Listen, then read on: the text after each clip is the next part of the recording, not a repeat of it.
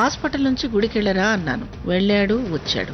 అక్కడ ఇలా జరిగింది అలా జరిగింది అని ఒక్క మాటన్నా చెప్పడే. అసలేం జరిగింది? నాకు చెప్పకుండా పొద్దున్నే ఎక్కడికి వెళ్ళాడు వీడు? నాకు తెలియకుండా ఏదో జరుగుతుంది.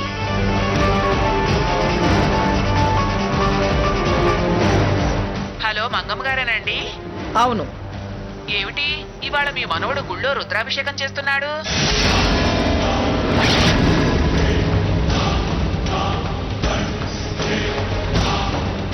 సర్లే, ఉంటానులేమ్మా.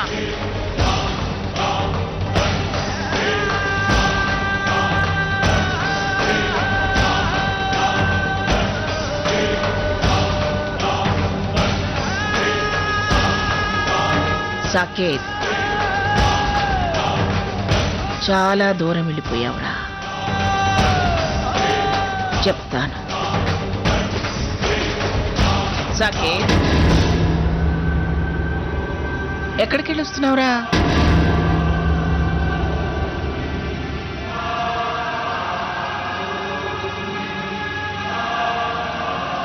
శివాలయానికి వెళ్ళి అభిషేకం చేయించొస్తున్నావు కదూ?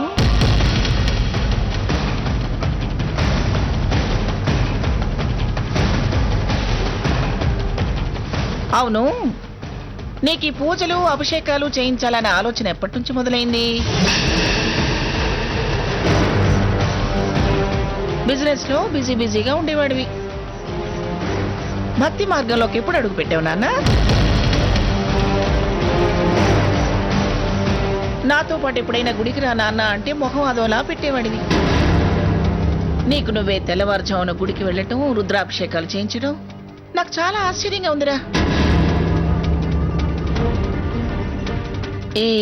ఈ బుద్ధి నీకు పుట్టిందేనా?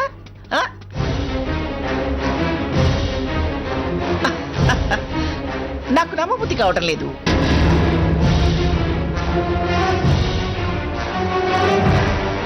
ఇలా చేయాలని నీకెవరు చెప్పారు కన్నా?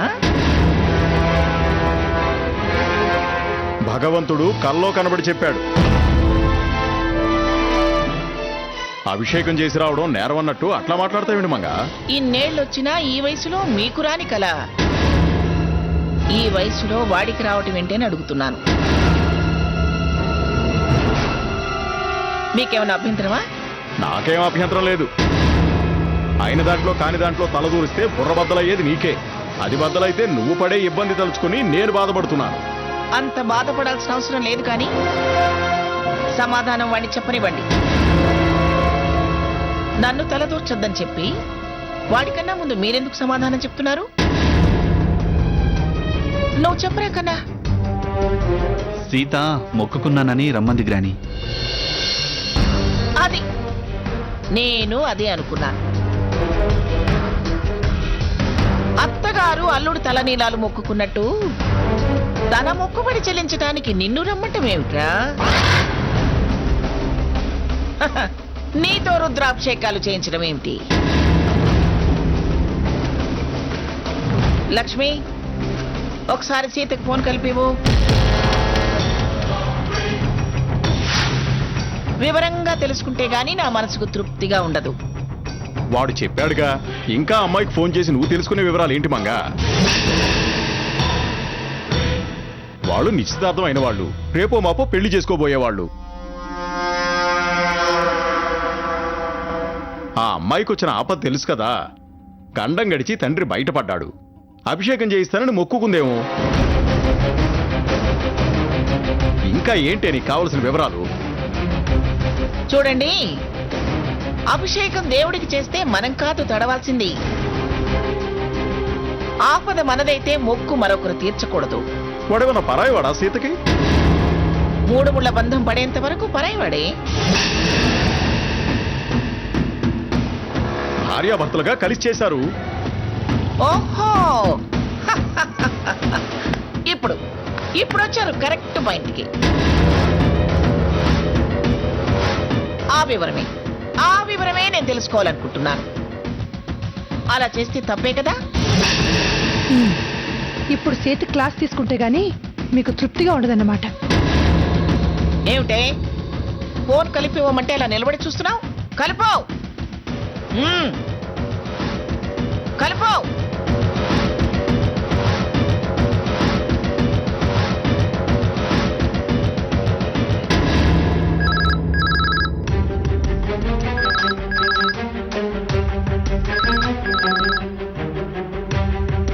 హలో. ఓ నువ్వే ఎత్తావా? ఏం సీత, పూజలు పునస్కారాలు మొక్కులు అభిషేకాలు బాగానే చేస్తున్నట్టున్నావు.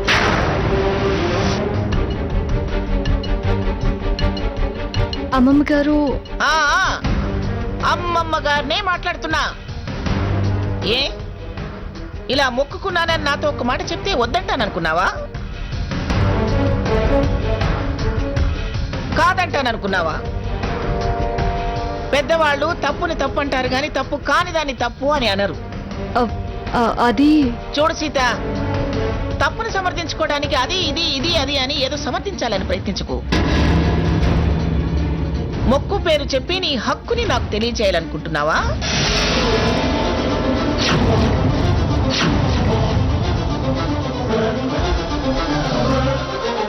హాస్పిటల్లో నా మీద అంతెత్తున లేచావు.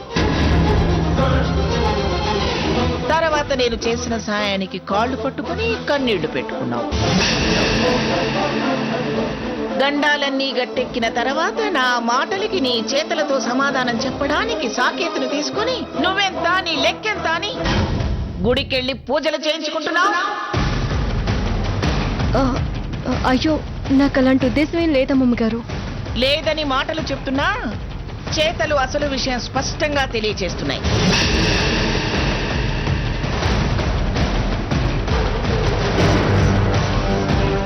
ఇక్కడ వీడి మొహం చూస్తున్నా, అక్కడ నీ మాటల్లో తడబాటు వింటున్నా. నేననుకున్నదే నిజమని స్పష్టమవుతుంది.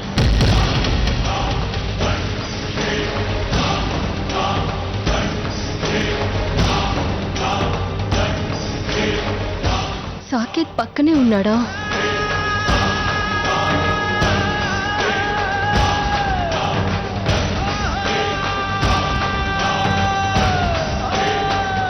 తప్పు సీత, నువ్వు చేస్తున్నది చాలా తప్పు. అంతకన్నా తప్పుగా ప్రవర్తిస్తున్నావు. నేనేమిటో, నా మనసు ఏ విషయంలో నొచ్చుకుంటుందో నీకు బాగా తెలుసు. నా విలువ పక్కన పెట్టినా నేను బాధపడ్డావు, కానీ నాకు విలువనిచ్చేవాడిని తప్పుతో పట్టించి నాకు తెలియకుండా వాడితో ఏవేవో చేయించాలనుకుంటే మాత్రం నాకు చాలా చాలా కోపం వస్తుంది.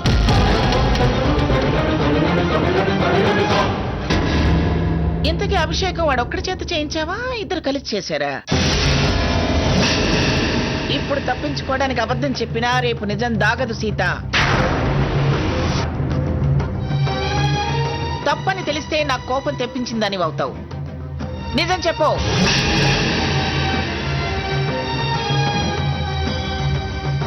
అమ్మమ్మ గారు, మీరెందుకు ఇలా అడుగుతున్నారో నాకు అర్థం కావడం లేదు. అసలేం జరిగిందో అర్థం కాక నిన్ను అడుగుతున్నాను. నేను చెప్తే మాత్రం మీరు నమ్ముతారా? మీ మనవణ్ణి అడిగి తెలుసుకోండి. నువ్వు చెప్పవన్నమాట. సరే, మళ్ళీ చెప్పే అవకాశం ఇవ్వద్దు. మాట అనే పరిస్థితి తెచ్చుకోవద్దు సీత.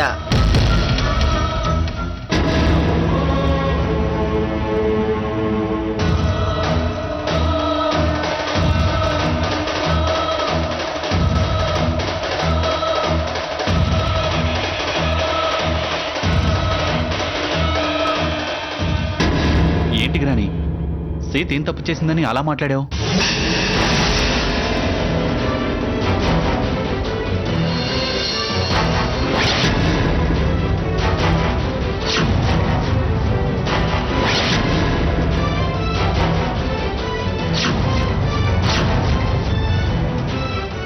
నీకే తప్పు కనిపించలేదా? సీత వాళ్ళ నాన్న కోసం ప్రదక్షిణలు చేస్తానని మొక్కుకుంది. అవేమీ నాతో చేయించలేదు. మా మధ్య ఎలాంటి దూరం రాకూడదని అభిషేకం చేస్తానందట. ఆడాళ్ళు చేయకూడదు అంటే నన్ను చేయమంది. అందుకే నేను చేశాను. అందులో తప్పే ఉంది? ఓహో, చేసిన దాంట్లో తప్పు లేదు. ఆ మాట చెప్పకపోవడమే తప్పనిపిస్తుంది. తను నన్నేం బలవంతం చేయలేదు. తను చేసే అవకాశం లేదన్నారని నేనే చేశాను. అసలు నేను సీత రమ్మని పిలిస్తే గుడికి ఎందుకు వెళ్ళానో తెలుసా గ్రాని? తను నేను ప్రజెంట్ చేసిన ఇయర్ రింగ్స్ ని తాకట్టు పెట్టిందని గుడి దగ్గర బెగ్గర్ చేశాను.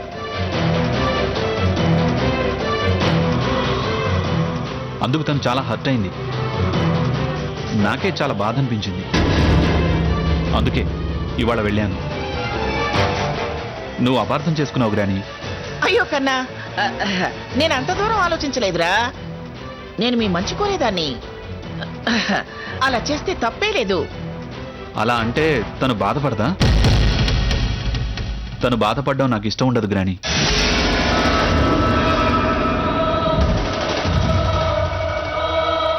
ఏంటి వీడు వాళ్ళ గ్రానీని తప్పుపడుతున్నాడు? పర్వాలేదే.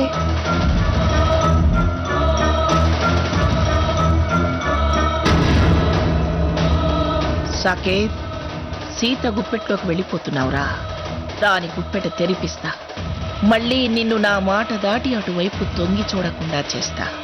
నిన్ను నా నుంచి ఎన్నటికీ ఎవ్వరూ దూరం చేయలేరురా కన్నా. ఈ గ్రానీని కాదని నువ్వు నిర్ణయాలు తీసుకోకూడదురా.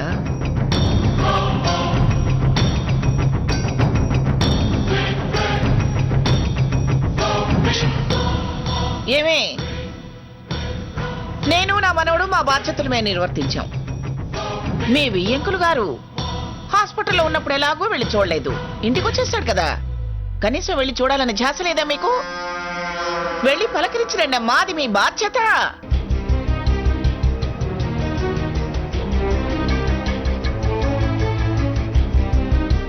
వెళ్ళండి, ఒకసారి వెళ్ళి పలకరించరండి.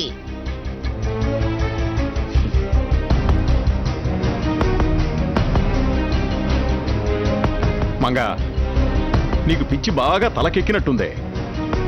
అందుకే పిచ్చి పిచ్చి ఆలోచనలు చేస్తూ ఎవరి మాట తలకెక్కించుకోవడం లేదు. చూడు, వయసు మీద పడే కొద్దీ బాధ్యతల నుంచి బయటపడి ఎవరిని ఇబ్బంది పెట్టకుండా వాళ్ళ ఆలోచనలకు వాళ్ళని పోనిస్తేనే మనం ప్రశాంతంగా బ్రతకగలుగుతాం. ఏమిటి మీరనేది? అంటే నేను అందరినీ ఇబ్బంది పెడుతున్నానా? లేకపోతే సాకేత్ ఎందుకు అంత చిరాకు పడతాడే? ఇలాగే ఇంకా 1-2 సార్లు చేస్తే చిరాకు పెరిగి చేవాట్లు పెడతాడు. దయచేసి ఆ పరిస్థితి తెచ్చుకొని ఇచ్చే మర్యాద పోగొట్టుకోవద్దు. ఇంకా మాట్లాడి ముందు మీ మర్యాద పోగొట్టుకోకండి. నా మర్యాద ఎలా కాపాడుకోవాలో నాకు బాగా తెలుసు. మీరెవరూ నాకు సలహాలు ఇవ్వాల్సిన పని లేదు. వినకపోతే అనుభవించవే, అనుభవించు.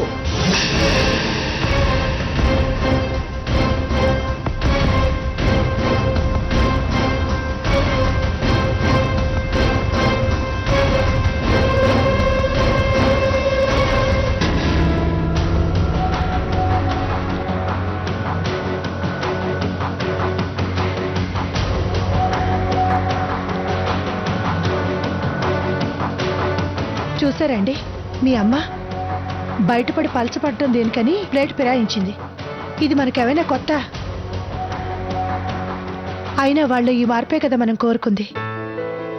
నాకు చాలా ఆశ్చర్యంగా ఉందండి. పర్వాలేదు, తెలివిగా ఆలోచించడం మొదలుపెట్టాడు. గ్రాని అనే గుడ్డి ప్రేమలోంచి బయటపడితే గాని వీడి ప్రపంచాన్ని ప్రేమించలేడండి.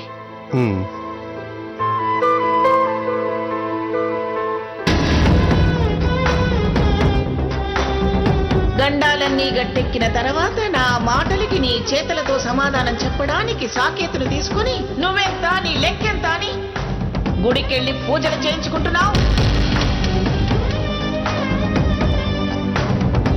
నీకైనా నాకైనా కొండంత బలాన్నిచ్చేది మా గ్రానీనే. నిన్ను నా జీవితంలోకి తేవాలనుకున్నది మా గ్రానీనే.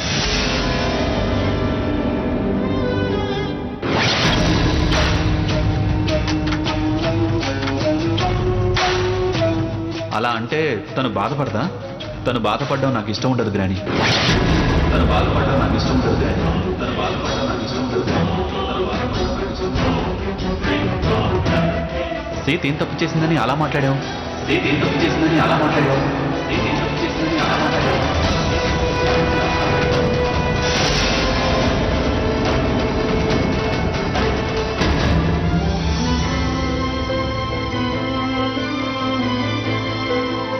నాకు విలువనిచ్చేవాడిని తప్పుతో పట్టించి నాకు తెలియకుండా వాడితో ఏవేవో చేయించాలనుకుంటే మాత్రం నాకు చాలా చాలా కోపం వస్తుంది.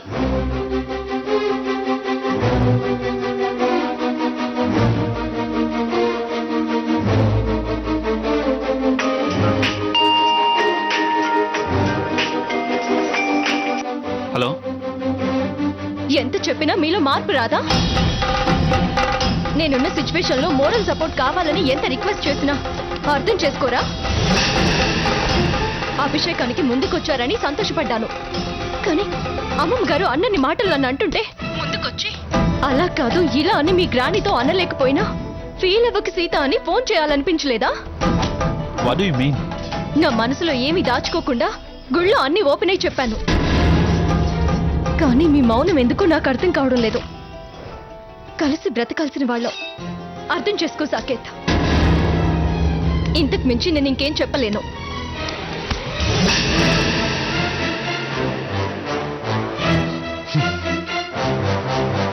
ఇక్కడే ఆపు.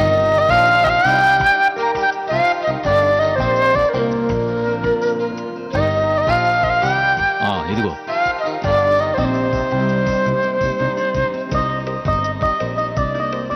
ఏమయ్యా రాధాకృష్ణ, ఇదేనా రావడం? అవునక్కాయ్. ఏం తమ్ముడువయ్యా నువ్వు. గుండె తెరవక ముందు రావాల్సిన వాడివి, గుండె తెరిచి మూసి కుట్లేశాక ఇప్పుడొచ్చావా? తుఫాన్ తల్లి తుఫాన్, దారులన్నీ మూసుకుపోయాయి. మూసినా తెరిచినా వీలుగాంది ఎలా వస్తాం? గోళ్ల మీద తలబెట్టి ఎన్నైనా మాట్లాడొచ్చు. ఏదో అన్నాలే, దానికి అంత కోపం ఎందుకు? అన్నయ్య అన్నయ్య